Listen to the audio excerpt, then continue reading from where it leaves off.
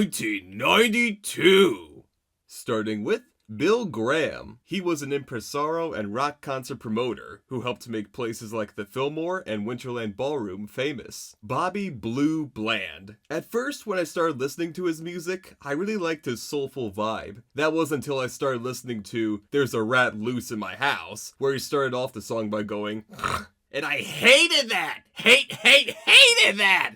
Ugh! Booker T and the MGs. These guys are the best instrumental artists I've listened to so far. I really dig their jazzy style, especially in their track Behave Yourself, where the keyboard melody really shines. Doc Pomus. He wrote songs for artists like Laverne Baker, Ray Charles, and Big Joe Turner. Elmore James. I find it interesting he was the original singer behind The Sky is Crying, as I was used to hearing the Stevie Ray Vaughan version. Otherwise, he's okay, but just okay. The Isley Brothers. Shout is one of my personal favorite dance hits, but mainly because of that one scene from Animal House. The only problem with that song though is in comparison, the rest of their discography is kind of underwhelming to me. Jimi Hendrix Experience. I never took the time to listen to Jimi Hendrix, and now that I finally have, I feel a little bad for not doing so sooner. It's the perfect kind of rock music to have on in the background while you're just chilling. Johnny Cash. I didn't care for his music at first, but now that I started listening to him, how could I not? This is country rock at its finest. I love the storytelling of his songs A Boy Named Sue, Daddy Sang Bass, and Ghost Riders in the Sky, which I was surprised that version was originally sung by him and not John Goodman from Blues Brothers 2000. Leo Fender, founder of the Fender Musical Instruments Corporation. He designed the first mass-produced solid-body electric guitar, which would be used by artists like Jimi Hendrix and Eric Clapton. And Leo wasn't even a guitarist himself. Professor Longhair. You would think we would all know more about this guy with a stage name like that. His album, Rock and Roll Gumbo, is such a perfect title because it's like a stew of good old-fashioned rock and blues. Sam and Dave. For those of you who think you don't know these guys, have you ever seen a commercial or sporting event where you heard the song, Hold On, I'm Coming?